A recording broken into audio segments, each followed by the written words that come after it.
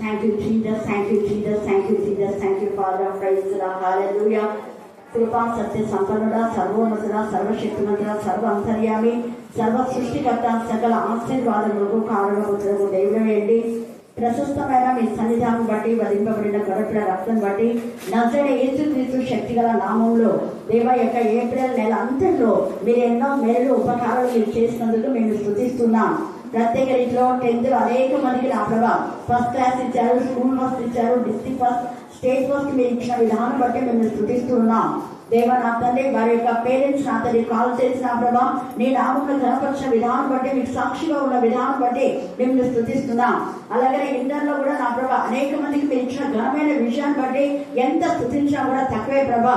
మరి 10th వారు నా ప్రభా అద్భుత రీతిగా మీరు నా తండ్రి నీకు మహిమ కనుక మంచి కాలేజీలో హాస్టల్లో మీరు వాళ్ళ సీట్ ఇస్తున్నారు, అందుకు మేము స్తుతిస్తున్నాం. దేవ ఇంటర్ వాళ్ళు కూడా నా ప్రభా మెడిసిన్ లో మా తండ్రి ఇంజనీరింగ్ నా తండ్రి ప్రిపేర్ అవుతుండగా దేవ నా తండ్రి ఎంసెట్ నీట్ ఎగ్జామ్ లో నీ జ్ఞానాత్మక బిడ్డ మీరు నింపుతున్నారు. అద్భుత కాలం చేస్తున్న దేవా మీకే స్తోత్రం, మీకే స్తోత్రం, మీకే స్తోత్రం, మీకే స్తోత్రం, మీకే స్తోత్రం. అనేక మంది బిడ్డలు కోచింగ్ వెళ్ళడానికి మార్గం చావడం చేసిన దేవా నేను స్తుతిస్తున్నాం. దేవా డిఎస్సి లో కూడా మీరు అద్భుత రీతిగా ఇంతవరకు నా ప్రభా నీ యొక్క కృప చొప్పున మాత్రమే 9 మందికి మీరు ఉద్యోగాలు ఇచ్చారు, అందుకు మీకు వేణువుగా స్తోత్రం చెల్లించుకుంటున్నాం. మరి కొంతమందికి మీరు డిఎస్సి లో ఉద్యోగాలు ఇస్తున్నారు, అందుకు కూడా మీకు వందనాలు స్తోత్రం చెల్లించుకుంటున్నాం.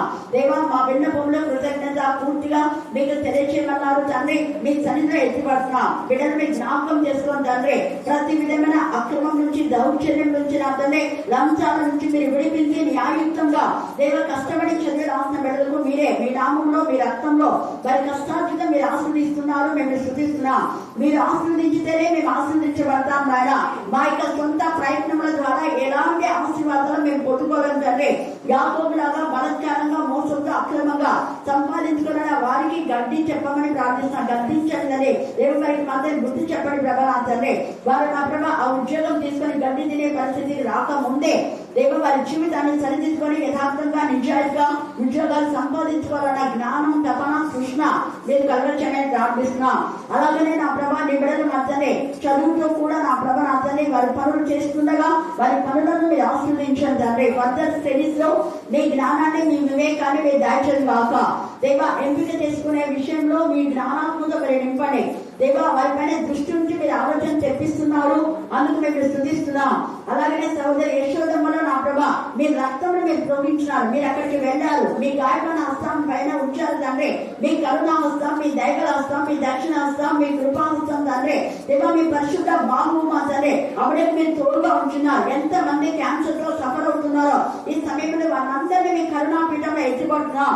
నజరేయుడైన యేసుక్రీస్తు శక్తిగల నామములో మా తండ్రి అప్పుడే పూర్ణ స్వస్థ మీరు ఇస్తున్నారు, మేము స్తుతిస్తున్నాం దేవా. మీకే స్తోత్రం, మీకే స్తోత్రం, మీకే స్తోత్రం, మీకే స్తోత్రం.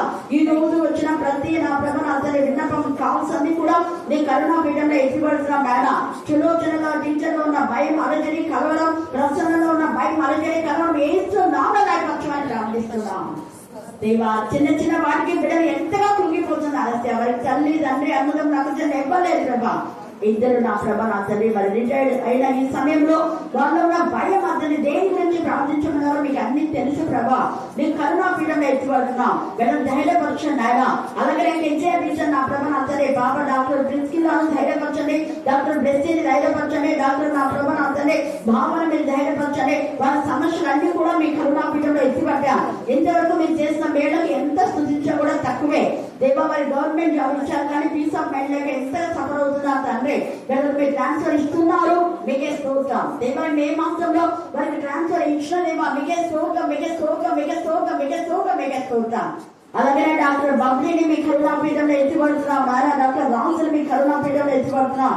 Lord, lay the wounded hand upon them. Lord, bless them abundantly, Master. Father God, touch them in Jesus of Nazareth, Master. Lord, pour out the precious blood upon them, Master. నేను పీజీసీ కోసం బిడ్డలు ఎంత కృష్ణగా ఉన్నారు.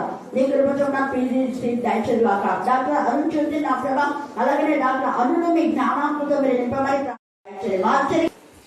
జ్ఞానం అనే తాళక్షమి గురించి ధ్యానం చేసుకుంటున్నా. కానీ వీటితో పాటు మరికొన్ని తాళక్షలు దేవుడు మనకి ఇస్తారు. నేను కొంచెం తర్వాత మీరు కూడా ఎక్కాలి ఏమేమి తాళక్షలు.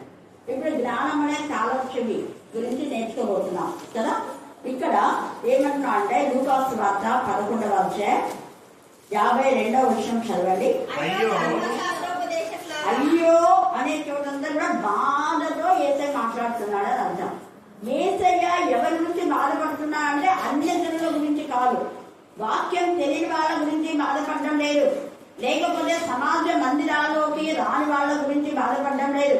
వాళ్ళు సమాజ మందిరాల్లోకి వెళ్తున్నారు, వాళ్ళు వాక్యం చదువుతున్నారు, వాక్యం వింటున్నారు, వాక్యం చెప్తున్నారు, ప్రార్థన చేస్తున్నారు, పాడుతున్నారు. వీళ్ళంతా కూడా ధర్మశాస్త్రం బాగా పఠించిన వాళ్ళ గురించి అయ్యో అంటే ఎంత బాగుంటుంది కదా.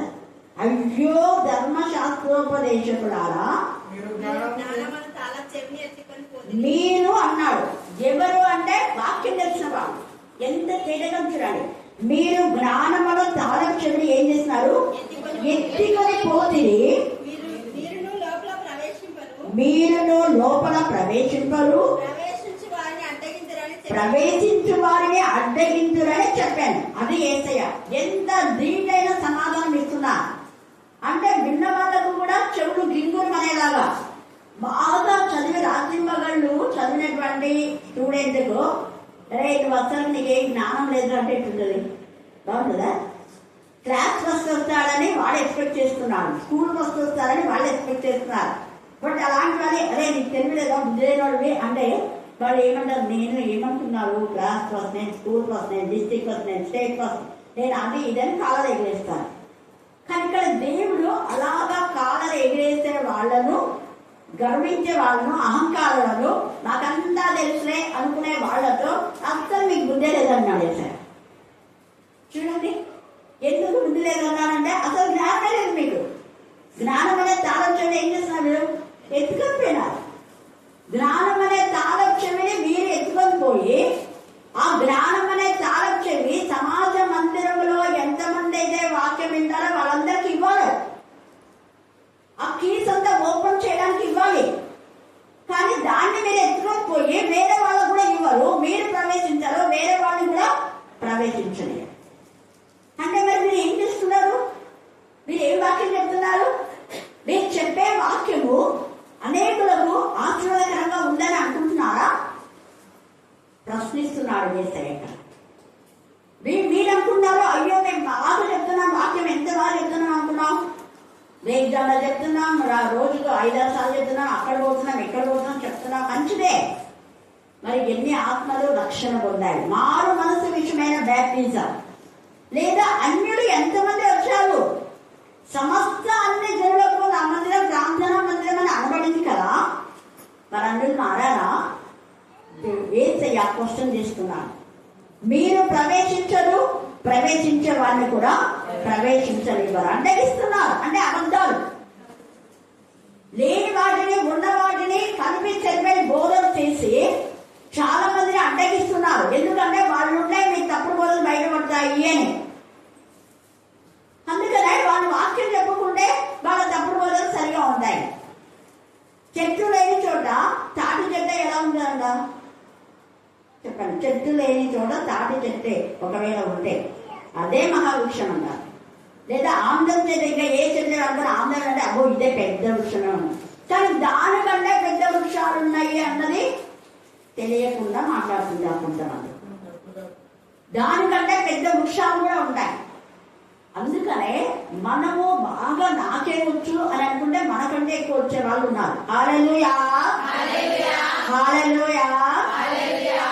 అందుకనే మీరు నాకంటే బాగా చెప్పగలరని మీరు అనేక మంది వాక్యం చెప్పడానికి ప్రేరేపింప చేసేది. అలాగనే నేను ఒక్కదాన్ని కాదు మీరు చేసేది, మీరు కూడా చెయ్యగలరు అని మన దినాన రుజువైంది. అయినా రుజువైందా? Thank God. ఎంతమంది చేసేదండి? హల్లెలూయా. అది చాలా సంఘాల్లో ఇలా చేయరు. ఎంతసేపు చేసే వాళ్ళే చేయాలి, వేరే వాళ్ళు అస్సలు చేయనివ్వాలి. కానీ దేవుడు అద్భుతంగా నేను పంపాడు. ఇంతకుముందు కూడా నేను చాలాసార్లు పంపేదాన్ని. నేను ఎక్కడికైనా వెళ్తున్న సమయంలో ఎవరైనా చెప్తే వెళ్తూనే ఆయన నుంచి రత్నం కానివ్వండి, ఇంకా పిల్లలు మన దగ్గర ఉన్న పిల్లలు అందరినీ చాలాసార్లు ఒక్కసారిగా మేరీ టీచర్ కూడా అగా కొన్ని ఇల్లు అక్కడ ఉన్నాయక వాళ్ళను చూసుకోక పెయింట్ చేయి అలాగనే తెలుసుదాక దేవుడు అద్భుతకారం చేసినారు. ఎందుకు? నమ్మకం. అంటే ఇక్కడ జ్ఞానం అనే తాళభిక్షుడిని వాళ్ళు ఎత్తుకొని పోయారు. కానీ యేసయ్య అయితే మనకు 5 తాళం ఇస్తానంటున్నారు. వీళ్ళు ఎక్కకపోతే పోనీ, వాళ్ళు ఇవ్వకపోతే పోనీ. అందుకనే దేవుడు నేనున్నాను కదా, నన్ను అడగండి, నీకు 5 తాళం ఇస్తాను. ఈ రాత్రి మరి ఎంతమంది కావాలి 5 తాళం 5 తాళం. సరే, మరి ఏమేమి చెప్పండి మీరు. జ్ఞానం అనే తాళం ఒకటి విన్నాం. దావీదు తాళం ఎక్కడ ఉంది? ప్రకటన కనీసం అధ్యాయం ఎత్తండి, రోజు మనకి క్యాచ్ కొట్టండి. 3వ అధ్యాయం 8వ వచనం. తర్వాత ఇప్పుడు మనకి ఒకటి వచ్చింది, ఏది? జ్ఞానం అనే తాళం దావీదు తాళం 2 వచ్చినాయి. ఎక్కడ ఉంది చెప్పండి, పెట్టండి. పరలోకపు తాళం ఇంకా అగాధం అంటే అదే పాతాళం, తెలుసు, పాతాళ తాళం. మరి ఇదే ప్రకటన 9 చదువు. అతనికి ఇవ్వబడి. వెరీ గుడ్, క్లాస్ పెట్టండి. సహా చెప్పి అలా చెప్పాడు. అగాధం అన్నా పాతాళం అన్నా కూడా అప్పటికే అక్కడ అతనికి ఇవ్వండి, దేవుని దగ్గర ఇచ్చినాడు. సేమ్ ఇవే మరి పేతుకి ఇస్తాడు. ఇందాక సౌద అయిపోయింది, ఇద్దరు అన్నమాట, ఇద్దరు కలిసి చెప్పారు. ఈ యొక్క పాతాళపు లోకము మీ మత్తయి సువార్త 16వ అధ్యాయము, మత్తయి సువార్త 16వ అధ్యాయంలో అక్కడ తేటగా రాయబడింది చూడండి. 18వ వచనం చదవండి, చూద్దాం. మరియు పేతురు అక్కడ అంటాడు, నేను సీమోన్ బర్యోనా అని ఆయన పేరు పెట్టి, సీమోన్ బర్యోనా అంటే రాయి, నువ్వు బండలా ఉండవు, ఈ బండ మీద నా సంఘంను కట్టుదును, పాతాళ లోక ద్వారములు దాని ఎదుట నిలవలేనవని నేను నీతో చెప్పుచున్నాను. పరలోక రాజ్యం యొక్క తాళం చెవులు నీకిచ్చేదను. గట్టిగా ఉంటుంది. హల్లెలూయా, హల్లెలూయా, హల్లెలూయా. ఎంత గొప్పదన్న దగ్గర నేను అన్నిసార్లు చదివిందా అంటే, పేతురును యేసయ్య సాతానా నా వెనుకకు పో అన్నాడు. సాతానా నా వెనుకకు పో అన్న అదే పేతురును ఇక్కడ ఎంత ప్రశంసిస్తున్నాడు. అక్కడ పేతురు ఎంతగా ఉప్పొంగిపోయినాడో అదే పేతురు యేసయ్య ఎవరో తెలియదని అంటాడో అది కూడా తెలిసి యేసయ్యకు అయినా కూడా, అంటే అపవాది నా పిల్లల్ని ఇలా టార్గెట్ చేసుకుందని యేసయ్యకు తెలుసు కాబట్టి అపవాది క్రియ లైకొచ్చి పేతురును బలపరిచాడు. హల్లెలూయా, హల్లెలూయా, హల్లెలూయా. అందుకే ఎంత తేటగా ఇక్కడ పేతురుకు సంఘాన్ని కట్టేటటువంటి కృపను. యోహాను మామూలుగా 14 దీవములకు వెళ్తాడు, సంఘాలు ఎక్కువగా చేయడు. కాకపోతే ఆత్మ ప్రత్యక్షతలు ఆయనకు 1-2 సార్లు మాత్రమే పేతురు యోహాను కలిసి అక్కడ ఉన్నటువంటి శృంగారం అనే దేవాలయం దగ్గర ఉండే వ్యక్తిని స్వస్థపరుస్తారు. స్వస్థతలు చాలా తక్కువ యోహాను చేసేది. పేతురు స్వస్థతలు ఎక్కువ చేస్తాడు, ఎక్కువ వాక్యం చెప్తాడు, ఎక్కువ దర్శనాలు, తర్వాత దురాత్మల పైన ఆ శక్తిని ఇస్తాడు దేవుడు. ఎందుకంటే ముందు పంపినప్పుడు కూడా ఎక్కువ దురాత్మలు వెళ్ళగొట్టింది పేతురేనంట. హల్లెలూయా, హల్లెలూయా. సీమోన్ బర్యోనా చాలా గట్టికుడు అనమాట, ధైర్యశాలి చెప్పాలనుకుంటే. కానీ అక్కడ మాత్రమే అవిశ్వాసంతో తిరిగివాడలాగా భయపడ్డాడు, సముద్ర తీరంలో నడిచి వచ్చేటప్పుడు మాత్రమే. కాబట్టి ఇక్కడ మనకి ఇప్పుడు 3 తాళం చెవులు వచ్చేస్తాయి. జ్ఞానం అనే తాళం చెవిని ధర్మశాస్త్రోపదేశకుడు ఎత్తుకుపోయారు, కానీ దేవుడు మనకిస్తాడు. ఆయన సర్వశక్తిమంతుడు, వారి చేతుల నుంచి లాగి మనకిస్తాడు. ఎలాగా అంటే అపవాది క్రియలు లయపరిచి అపవాదిని కిందకి పడదోసి దాని సింహాసనం, దానికి ఉన్న ఆయుధాలు, దానికి ఉన్న ప్రాపర్టీ అంతా మనకి ఇవ్వాలని యేసయ్యని పంపించాడు. అందుకని లూసిఫర్ మనం చూస్తే ఒకప్పుడు ఉన్నటువంటి ఆ యొక్క మరి సౌందర్యం కానీ అప్పుడున్న ఘనతలన్నీ ఏం లేవు, అన్ని చేసుకున్నాం. మనం ఇక కొలస్సైల రాసిన పత్రికలో మనం చూసాం కదా, 2వ అధ్యాయం 5వ వచనంలో ఇక అపవాదిని ఆ కిందికి తోసేశాడు. అది నిరాధారుడు అయిపోయినాడు, దానికి ఏం లేవు, అసలు ఏ విధమైనటువంటి మరి యొక్క ఆయుధాలు లేనటువంటి వాడు. అయితే దేవుడు మనకు జీవులను అనుగ్రహించాడు. ఎలాగో యేసయ్య కరంలోకి వెళ్ళడం ద్వారా. యేసయ్య భూమి కింది భాగంలోకి దిగడం అంటే ఆరోహణమైన అర్థమించుతున్నది కదా. ఆరోహమైనాడు ఎందుకంటే మనకు ఈవులను ఇవ్వడం కోసమే, మనకు ఈవులను దయచేయడం కోసం. ఆ ఈవులు ఈ జ్ఞానం అనే వాళ్ళు ఎత్తుకుపోయారు.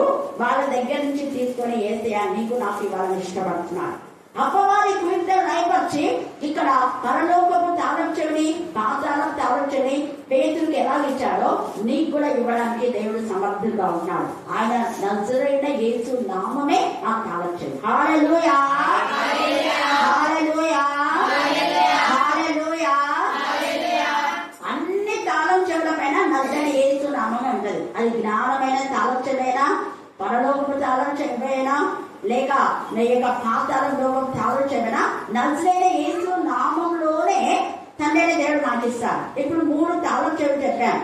తర్వాత ఇంకోటి దావీదు తాళం చెవి మీద చెప్పినాను కదా, వెరీ గుడ్. అక్కడ దావీదు తాళం చెవి అని ఎందుకు రాశారు చెప్పాలి. ఏం దావీదు అనుకుని ఇంకోటి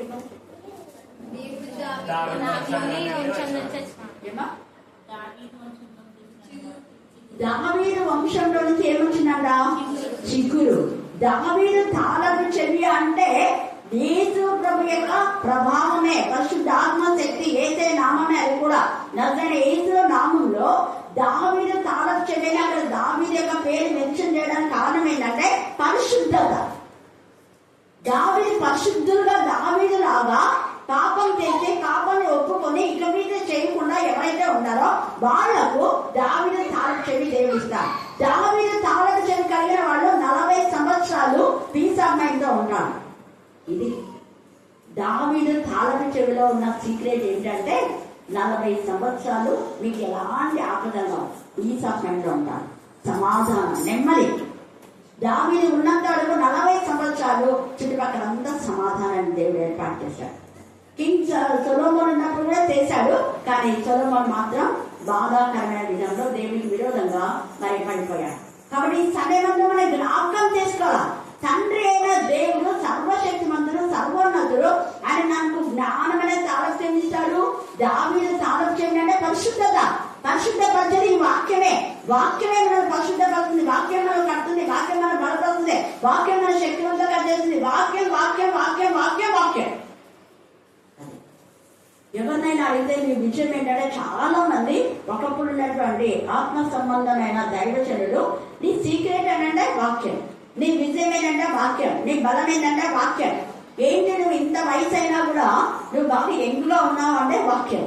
ఎప్పుడు Rangaiah master uncle, Salman uncle ఇద్దరు నాయన రాష్ట్రుడు ఎత్తున్నాడు. అంతా యవనస్తులాగా మనం కింద పిల్లలము, ఆయనేమో యవనస్తులు. ఏం సార్ నీ సీక్రెట్ అంటే వాక్యమే. నీ సీక్రెట్ అంటే వాక్యమే, ప్రార్థనే. ఎట్లా నడుస్తుంది? మేము కుంటుకుంటూ నడుస్తాము, సారేమో పరిగెత్తి జరిగిందా నడుస్తున్నాం మీతో పాటు అనేవాళ్ళం. అంకుల్ చాలాసార్లు చెప్పారు రంగయ్య మాస్టర్ అంకుల్. హల్లెలూయా, హల్లెలూయా. ఇంకా సాల్మన్ అంకుల్ అలాగే అన్నాడు. వాళ్ళ నాన్న లేకపోయినా వాళ్ళ నాన్నకు దించైనా ఆ నోటి నుంచి ఊడిపోయిన టీచర్ని వాళ్ళ గురించి నాలే మన మధ్యాహ్నం చాలా సంతోషపడేవారు సాల్మన్ అంకుల్. ఎందుకు నేను మాట చెప్తున్నా అంటే దేవుడు ప్రతి ఒక్కరిని ఇస్తాడు, ఒక్కరి నుంచి ఒకరికి. ఆ యొక్క తలాంతును మనం పొందుకోవాలంటే ఆ పరిశుద్ధత వాక్యంలోనే మనకు ఉంది.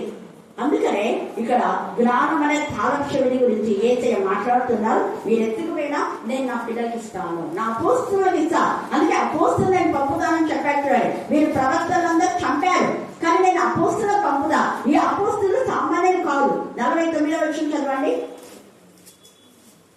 లూకా 11:49. అందుచేత దేవుని జ్ఞానము చెప్పినదేమనగా నేను వారి యొద్దకు ప్రవక్తలను అపోస్తులను పంపును అన్నాడు. అందరికి పంపాడు. మళ్ళీ ఏం చేయాలి? తిరిగి పరంలో కోల్పోయిన తర్వాత వీళ్ళు అప్పుడు చేసిన సేవ కాదు, వీళ్ళది భూమిని తలకిందులు చేసేవాడు. అపోస్తుల కార్యంలో ఫలాని వాళ్ళు ఇక్కడికి వచ్చారంటే వాళ్ళు వచ్చారా? ఈ బాబాయ్ వాళ్ళు భూమిని తలకిందులు చేసేవారు. వాళ్ళు ప్రార్థన చేస్తుంటే అక్కడ చెరసాల పునాదులు అడిగాయి. చెరసాల పునాదులు అదే కానీ సంఘ పునాదులు కాదు. మనం పాట పడుతుంటే సంఘపు పునాదులు అదిరేనో అని పడతారు, తప్పది. చెరసాల పునాదులు, సంఘ పునాదులు కాదు. చెరసాల యొక్క పునాదులు అదిరై సంఖ్యలు కూడా దేవుడు వాళ్ళకు విషయం ఇచ్చాడు. అలాగనే భూమి వంచింది అని చూస్తారు. 3,000 మంది పరిశుద్ధాత్మతో శక్తులు పైనుంచి అగ్ని దిగి వస్తుంది. అంత పవర్ దేవుడు అపోస్తులకు ఇచ్చాడు. అపోస్తుల నుంచి మనకి ఇస్తున్నాడు. అపోస్తులకు వెలిగించిన దీపమే, అపోస్తులకు ఇచ్చిన జ్ఞానం తాళం చెవి, అపోస్తులకు ఇచ్చిన పరలోకం తాళం చెవి, అపోస్తులకు ఇచ్చిన పాతాళ లోకం తాళం చెవిని, అలాగే అపోస్తులకు ఇచ్చిన దావీదు తాళం చెవిని నీకు నాకు ఇవ్వాలని ఇష్టపడుతున్నాను. అక్కడ యోహానికి ఇచ్చాడు కాబట్టి 3వ అధ్యాయంలో చెప్పి వెంటనే 4వ అధ్యాయంలో పరలోకం తెరవబడింది. ఇదిగో నీ ఎదుట తలుపు తీసించిన నా యోహాను పైకి. హల్లెలూయా, హల్లెలూయా, హల్లెలూయా. దేవుని ఆత్మతో శక్తితో నింపబడిన వాళ్ళ ముందు పరలోక ద్వారము తెరవబడతారు. అది అక్కడ అర్థం, అది అక్కడ మార్మికమైనటువంటి సత్యం. ఏసే మనతో మాట్లాడుతున్నాడు ఈ రాత్రి కాల సమయంలో. తర్వాత మనం చూస్తే లూకా 6వ అధ్యాయం 42వ వచనం చదవండి. లూకా 6:42. చూడక నీ సహోదరునితో సహోదరుడా నీ కంటిలో ఉన్న నలుసును తీసివేయమంటే, అంటే దూలాన్ని మనం పెట్టుకుంటే మనకి జ్ఞానం అనేది చాలా దొరకదు. కంట్లో ఉన్న దూలాన్ని మనం తీసేసుకోవాలా. వాళ్ళలోనే తప్పులు పెట్టుకొని వేరే వాళ్ళ మీద నేరాలోపల చేస్తూ ఉంటే వాళ్ళకి తాళం ఎక్కడ దొరకదు, చూడలేదు కూడా. ఆశ్చర్యమైన సంగతులు చూసేలా నా కన్నులు తెరుగుండేవో అంటాడు. మన కన్ను తేటగా ఉంటే ఇవన్నీ వేసగా మనకి ఇస్తున్నాడు, మనం తీసుకోగలం. మరి మన కన్నులో నలుసుందా దూరం ఉందా చెక్ చేసుకున్నాం.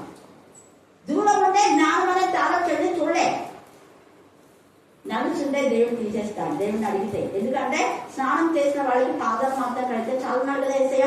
ప్రభా మేము స్నానం చేశాం ప్రభా, అయితే మా పాదాలు కడగండి నాన్న అని చెప్తే ఏసయ్య పాదాలు కడిగి మనం శుద్ధి చేస్తాడు, పాదాలు కడిగి మనతో మాట్లాడతారు. మరి చదవండి 53వ వచనం. లూకా సువార్త 11:53. ఆయన అక్కడి నుండి వెళ్ళినప్పుడు శాస్త్రులను పరిసయ్యులను ఆయన మీద నిండా పగబడినారంట. ఎందుకు? ఏసే వాళ్ళు సిగ్గుపడినాడని. వాళ్ళ లేఖన భాగంలో మీరు కలిపి చెప్పే బోధనని మనం వాళ్ళ తప్పును రెఫరెన్స్ తో సహా మనం చూపించినామనుకో, వాళ్ళు ఏం చేస్తారు? నిండా పగబట్టి ఇంకా ఏసుకున్నప్పుడు సమాజ మందిరంలోకి రాకూడదు, సమాజ మందిరంలో వాక్యం చెప్పకూడదు, ఎక్కడెక్కడ వాక్యం చెప్పకూడదు, ఏ ఊళ్ళోకి రాకూడదు అని ప్రజలను పగబట్టి వాళ్ళని రెచ్చగొడుతున్నారు. ఇదిగో మీ ఊళ్ళోకి ఏసుకున్నప్పుడు రాణించారు కావాలి కానీ అని చెప్పేసి పందులు ఆ వ్యక్తులకు చెప్పి పందులు 2000 పందుల మంద పోయింది బాబాయ్, నువ్వు రావద్దు మా దగ్గరికి. ఒక వ్యక్తి బాగైనాడు కదా, ఒక వ్యక్తి స్వస్థత పొందినాడు కదా, ఆ వ్యక్తి గురించి మొత్తం ఊరంతా భయపడుతుంది కదా, ఆ ప్రాంతంలో వెళ్ళలేకపోతున్నాడు కదా, అలాంటి వ్యక్తిని ఏసే బాగు చేసాడని ఏసే స్తుతించడం మాని అయ్యి బాబాయ్ మా పందులనే నిలిచిపోయినాయి, ఇంకా నువ్వు రావద్దాయని నీకు ఒక దండం. నిండా పగబెట్టి రెచ్చగొడుతున్నారు. ఎక్కడ చూస్తే అక్కడ, ఎక్కడ ఆటంకాలు వచ్చేదంతా ఈ ధర్మశాస్త్రోపదేశకులు, ప్రధాన యాజకులు, పెద్దలు, అధికారులు. ఈ 4 తొత్తికేయండి. చూడండి ఇక్కడ పగబడి ఆయన మీద ఏం చేయాలంట? నేరము మోపవన్నది ఉండి ఆయన నోట నుండి వచ్చు ఏ మాట నేరను నోట నుండి ఒకటి చెప్తే ఇంకోటి అంటారు. ఇది దేవుని మందిరం, ఇది సమస్త అన్ని జనులకు మందిరం, ఇది దేవుని నామం పెట్టమనంటే క్రీస్తుకు చెందిన మందిరం అంటే క్రీస్తుకు చెందిన మందిరం అన్నారా, అదన్నారు ఇదన్నారు కలిపి సరిపోయింది. మందిరాలు యేసుకు చెందిన మందిరాలు. అందుకని ఇక్కడ ఇది మా మందిరం అని వేరే వాళ్ళు అనడానికి లేదు. హల్లెలూయా, క్రీస్తు సంబంధం అనొచ్చు.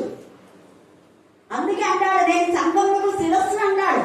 మరి సంఘములకు శిరస్సు అయినా ఏసయ్యకు శిరస్సుగా వైకుంటే నేను క్రీస్తుకు చెందినదానని ధైర్యంగా చెప్తావు. సమాజంలో, మందిరాల్లో, ఆఫీసులో, స్కూల్లో, ఎక్కడైనా నేను క్రీస్తుకు చెందినదానను చెప్తున్నామా? అక్కడేమో పిరికిగా, ఇక్కడేమో బిల్డప్ ఇస్తున్నారు. ఇవన్నీ ఏసైకి తెలుసు. అందుకని నిండా కనబెట్టి ఏమైనా ఆయన నోటి నుంచి వస్తుందేమో అని కొంచెం ఉన్నారంట వెదకుచు. చాలా సంగతుల గురించి ఆయన ఏం చేసినాడ? కావాలని చూసినారా? చాలా సంగతులు మాట్లాడిస్తున్నారంట. వాళ్ళ మాటల్లో వాళ్ళే దొరికారు. హల్లెలూయా, హల్లెలూయా. అంటే దేవునికి సమస్తము తెలుసు కాబట్టి అందుకే అందుకే మత్తయి సువార్త 23 చదివితే అక్కడంతా కూడా అయ్యో అయ్యో అయ్యో అయ్యో అంటారు. అయ్యో వేషధారులైన శాస్త్రులారా, పరిసయ్యులారా, మీరు చున్నబడిన సమాధులు, మీ నాలుక కింద సర్ప విషయం ఉంది, చాలా ఉన్నాయి, తర్వాత చదువుకోండి. మీరు పనులు పెడతారు కానీ మీ వేరుతో ఒక్కటి కూడా మీరు చేయాలి. మోయలేని భారాన్ని వాళ్ళ పైన పెడతారు కానీ మీరు మాత్రం వేరుతో ఒక్క పని కూడా మీరు చేయలే అని అంటారు. తర్వాత మనం చూస్తే యెషయా 13వ అధ్యాయం 11వ వచనం చదవండి. యెషయా 13:11.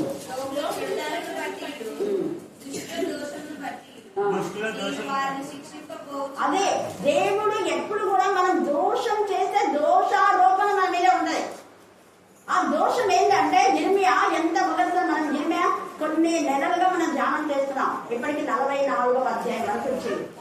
ఆ 44వ అధ్యాయము ఎప్పుడైతే మనం ధ్యానిస్తున్నామో అప్పుడే గూడుల్లో కొన్ని సంభవించినాయి. సరే, ఎప్పుడైనా బైబిల్ స్టడీ వరుసగా మనం ధ్యానిస్తుంటే అదే అక్కడ జరుగుతారు. కొంతమంది జీవితంలో దేవుడు ఖడ్గాన్ని, క్షామంలో, మరణంలో మీకు రప్పిస్తానన్న అలాగే జరిగింది. బ్రదర్ నవీన్ విషయంలో కూడా ఎంత ఇదిగా అంటే కొంత దేవుడు చెప్తున్నాడు. దేవుడు అంటే బ్రదర్ ప్రవీణ్ కావాలని దేవుడు చంపినాడని కాదు, హతసాక్షుల గుంపులో చేర్చబడాలి వాళ్ళు. ఆయన నామం నిమిత్తమే ఎవరైతే చనిపోతారో వాళ్ళ లెక్క అక్కడ పూర్తి కావాలి. అందుకే ప్రకటన 6లో చెప్తారు. కాబట్టి ఇలా చంపబడుతున్నందుకు మనం బాధపడకూడదు, బెంబేలు పడిపోకూడదు. కానీ మనం దేవుడికి ఇవ్వాల్సిన సమయం ఇవ్వాలి. అది గుర్తుపెట్టుకోవాలి. దేవుడు ఎప్పుడు నిర్లక్ష్యం చేయదు. ఎప్పుడైతే దేవుడికి ఇవ్వాల్సిన సమయం మనం ఇస్తామో, ఒక అనుబంధంలో మనం ఉంటామో, ఆ బంధాన్ని దేవుడు కాపాడుతూ ఉంటాడు. అందుకని అక్కడ 6వ అధ్యాయంలో మనం చూస్తే ప్రకటనలో తేలిగా మాట్లాడతారు. నాదా సత్య స్వరూపి ఎందాక తీర్పు తీర్చగా నా రక్తం నిమిత్తమై ప్రతిజన్నం చేయకయు ముందుగానే త్వరగా కేకలు, ఇక్కడ కూడా కేకలు వేస్తా. ఆ కేకలు కొంతమంది విన్నారంట ఫారినర్స్. ఏంటి ఆ కేకలు? పై నుంచి కేకలు పడుతున్నాయి. అందుకనే వీళ్ళంతా కూడా చనిపోతున్నారు. అంటే ఆ హత సాక్షుల గుంపు చనిపోవాలి. ఒకటి. రెండవది, దేవుని వాక్యం చెప్పినా కూడా వినకుండా పెడచెవిన బట్టి దుష్టుల సహవాసంలో ఉంటే కూడా దుష్టులకు పెళ్ళున హఠాత్తుగా వాళ్ళకు మరణం వస్తుందని ఉంది వాక్యం. ఉంది కదా వాక్యం? హఠాత్తుగా అంటే అబ్రహామును వదిలేసిన తర్వాత లోతు అనుకోలేదు ఆ సిచ్యువేషన్ వస్తుందని. హఠాత్తుగా వచ్చింది. హఠాత్తుగా సొదొమ గొమొర్రా పట్టణం పాడైపోయింది. అక్కడ లోతు ఉన్నాడు. ఉన్నా కూడా లోతును బయటికి తీసుకొచ్చినాం. నేను చెప్పాను మీతో కొన్ని విషయాలు ఓపెన్ గా. సుమలత ఒక్కతే బ్లెస్సెడ్ వాళ్ళ ఇంట్లో చెప్పానా లేదా? చెప్పానా? నేను ఎప్పుడు యథార్థంగా మాట్లాడతాను మీకు తెలుసు కదా. ఎందుకంటే తను కొన్ని సంవత్సరాలు ఇక్కడికి వచ్చింది కాబట్టి. ఆ పాప యేసు రక్తం ముద్రించబడింది. కానీ కొన్ని సంవత్సరాలుగా ఇక్కడికి రాకుండా సైతాన్ని చేసింది. అయినా దేవుడు అబద్ధం మాట్లాడుతాడని నేను మీతో చెప్పాను. ఈరోజు వచ్చింది సుమలత. అందరు చూడండి. హల్లెలూయా, హల్లెలూయా, హల్లెలూయా, హల్లెలూయా, హల్లెలూయా. అందుకే మీకు కూడా ప్రేయర్ చేయమని చెప్పినా. ఆ పాప ఫ్యామిలీ గురించి చేయండి. ఖచ్చితంగా దేవుడు కాపాడతాడు. తన బిడ్డలు దేవుడు చెయ్యి గొడవలు. ఎప్పుడైతే మనం బ్రేక్ అయిపోతా బ్రేక్ లోనే సైతాన్ని చూడడం వస్తుంది. నేను ఇంతకుముందు కూడా అక్కడికి పోయినప్పుడు కూడా చెప్పినా, మీరు అనవసరంగా తప్పుడు బోధ చేసే వాళ్ళతో ప్రేయర్ చేసుకున్నారు వద్దమ్మా చెప్పినా తెలుసు కదా. చెప్పినా నేను ఇప్పుడు వచ్చిన మీరు చేసిన పని కూడా అదే అక్కడ. ఎందుకంటే ఆ కుటుంబాల్లో కొన్ని దురాత్మలు ఉంటాయి. వాటిని గద్దించి బంధించేస్తున్నాను ఆరోగ్యం. కానీ తర్వాత ఎప్పుడైతే వాళ్ళు ఇక్కడికి రాలో అవన్నీ మళ్ళీ వాళ్ళ ఇళ్లలోకి స్ప్రెడ్ అయిపోయినాయని చెప్పినాను కదా. మీకు చెప్పినానా? ఎంతమంది విన్నారు చెప్పండి. మరలా ఆ ఇళ్లలోకి పోతున్నాయి దురాత్మలు. వెళ్ళిపోయిన దురాత్మలు మళ్ళా ఇళ్లలోకి పోతున్నాయి. అలా అన్న తర్వాతనే కొన్ని ఇళ్లలో ఉన్నటువంటి బలహీనతలు మళ్ళా నాతో షేర్ చేసుకున్నాం. అందుకనే మనం ఎప్పుడు కూడా పరిశుద్ధ వాక్యం ఇది. వాక్యంలో అంటుపట్టడం వేసైతో అనుసంధానం అయితే ఎప్పటికీ మనకు ఆటంగా ఉన్నాం. వాక్యంలో తేటగా దుష్టుల ఆలోచన చొప్పున నగకూడదు, నిలవకూడదు, సహవాసం చేయకూడదు, కూర్చోకూడదు. అసలు సహవాసం పక్క పెడితే కూర్చోకూడదు, నిలవకూడదు, నవ్వకూడదు. ఎంత తేటగా దేవుడు చెప్పాడు. ఐగుప్తు గిరిమిలో అంతా కూడా ఐగుప్తుకు వద్దంటే ఐగుప్తుకు పోయినాడు. ఎంత చెప్పినాడు ఇరిమియా, వద్దు మీరు పోవద్దు ఐగుప్తుకు. ఐగుప్తు అనేది భయంకరమైన చీకటి. చీకటి నుంచి మనం వెలుగులోకి వచ్చాం కదా. వెలుగులోకి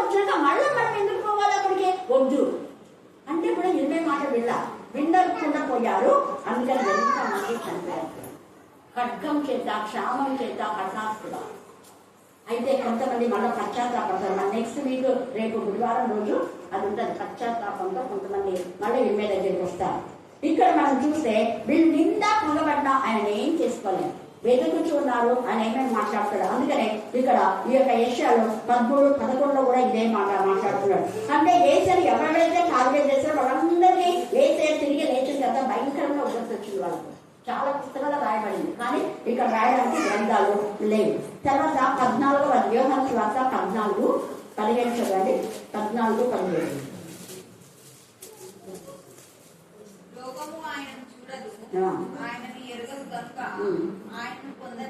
అది లోకస్తులు ఈ నిజమైన సత్యాన్ని వాళ్ళు తెలుసుకోలేదు వాళ్ళు. ఎందుకంటే వాళ్ళ లోపాలని అడ్డొస్తుంటాయి కాబట్టి ధైర్యంగా రావడానికి వాళ్ళకు ధైర్యం చాలదు. కానీ మీరు ఆత్మ సంబంధం కాబట్టి మీకు నేను అన్ని చెప్తున్నాను అంటాడు ఏసారు. వాళ్ళకి అన్ని విపులీకరించి చెప్తారు, స్పష్టంగా తేటగా. చాలా చోట్ల మాట్లాడతారు, ఏసే ఇది మాకు అర్థం కాలేదంటే మీకు పసి బాలులాగా మీకు జ్ఞానం చేయించాను, మీరు నిజంగా మీరు ధన్యుడు అంటాడు ఏసే. కేజీఆర్ టీచర్ కూడా అదేనండి కదా, ఎన్నిసార్లు అక్కడ వెళ్తే కన్నులు రాకుండా మీరు ధన్యుడు అనండి. హల్లెలూయా హల్లెలూయా. అలాగే హోషేయ 4వ అధ్యాయము 1-5 హోషేయ 4:1-5.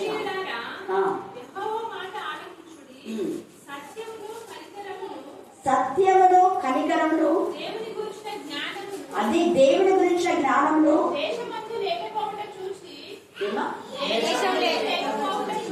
లేకపోవట చూచి అది దేశంలో లేదు కాబట్టి దేశ నివాసులతో వ్యాజ్యపడుతున్నాడు దేవుడే. ఈ రాత్రి నీతో వ్యాజ్యపడాలా? మరి దేవుని యొక్క జ్ఞానం, పరిశుద్ధ దేవుని గురించిన జ్ఞానం. ఏవేవో కథలు అల్లి చెప్పడం కాదు, వాక్యం మాత్రమే చెప్పాలి. మనం వాక్యంలో ఉన్నట్టుగా మాత్రమే మనం విడిచి చెప్పాలి. దేశంలో అక్కడ శిక్షించబోతున్నాడు దేవుడు ప్రజలు చేసిన జ్ఞానం లేక చాలా మంది నశించిపోతున్నారు అని 5వ వచనం. 4-5 చదవండి. కాబట్టి పగలు నేను కూలుదు, రాత్రి నీకుతో కూడా ఎవరెవరు అబద్ధం చెప్పారో వాళ్ళు కూడా ఉంటారు. తేటగా మాట్లాడు. జ్ఞానం అనేటువంటి మీకు జ్ఞానంలో నాశనం చేసుకుంటారు. జ్ఞానమే లేదు మీకు. నా జనులు జ్ఞానం లేని వారై నశిస్తారు. ఇది అండర్లైన్ చేసుకోండి. జ్ఞానం అనే తాలక్ష్యమి లేదు వాళ్ళ దగ్గర. ఎవరి దగ్గర అయితే జ్ఞానం తాలక్ష్యం ఉండదో వాళ్ళు నశిస్తారు. జ్ఞానం ఎవరు అంటే సామెతలు 8లో ఉంటాయి. జ్ఞానం నేను శాస్త్రం నేను నా దగ్గరికి రండి, నేను మీకు చెప్తాను. పరిశుద్ధ దేవుని గురించిన జ్ఞానం. 9 అక్కడ మనం 1-2 వచ్చాను చెప్తే 7 స్తంభాలతో కట్టుకున్నాం. ఆ 7 స్తంభాలే యాకోబు 3:17 పైనుంచి వచ్చే జ్ఞానం. అది పరిశుద్ధమైంది కాబట్టి అదే జ్ఞానం సాధించే అంటే యాకోబు 3:17 గుర్తుపెట్టుకోండి. ఆ దాంట్లో ఉన్న క్యారెక్టర్ లేని వాళ్ళు యాకోబు 3:15 ఉంటారు. అంటే వాళ్ళు లోక సంబంధులు, వాళ్ళు అపవాది సంబంధులు, వాళ్ళు దురాత్మ సంబంధులు. మనం ఎలా ఉన్నాం? యాకోబు 3:15లో ఉన్నామా? యాకోబు 3:17లో ఉన్నామా మన క్యారెక్టర్?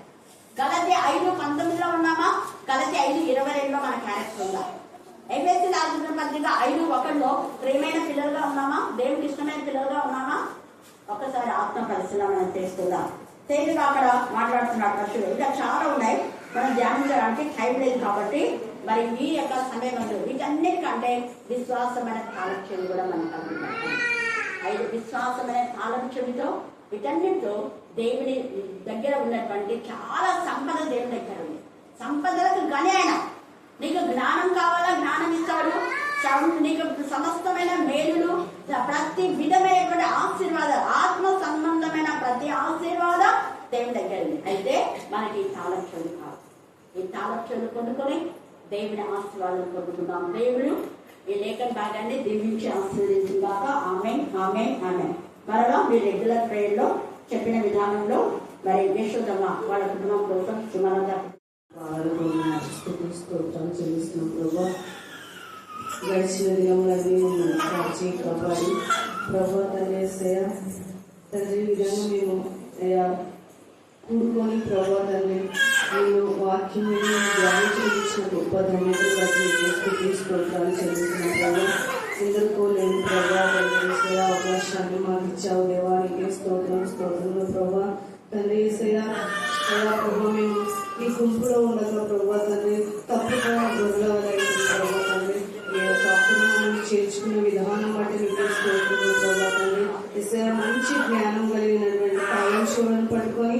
ఏ సహవాసంలో ఉండాలో ప్రభా, ఏ విధంగా ఉండాలో మాకు మంచి జ్ఞానం బోధించమని ప్రార్థన చేస్తున్నాం ప్రభా.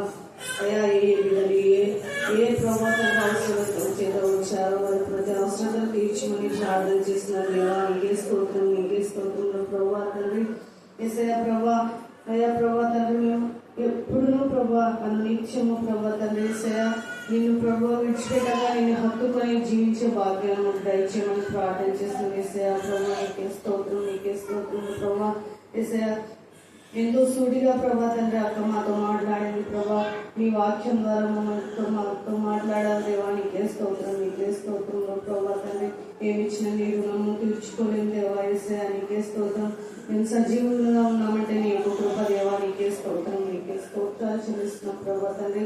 చెప్పబడిన వాక్యాన్ని ప్రభా విని విడిచిపెట్టగా మా హృదయాలలో ప్రభా అంటుకట్టి ప్రభా ఇతరులకు బోధించే వారిగా మేము ఉండే కృపను సహాయం దయచేయమని చేరవచ్చిన ప్రతి బిడ్డలను టీచర్లను ప్రభా తండ్రి మినిస్ట్రీలో ఉన్న ప్రతి కుటుంబాలను ప్రతి బిడ్డలను అయా ప్రభా దీవించి ఆశీర్వదించమని ఈ సహవాసాన్ని వర్ధిల్ల చేయమని యేసు శక్తి గల నామంలో అడిగి వేడుకుంటున్నాము తండ్రి.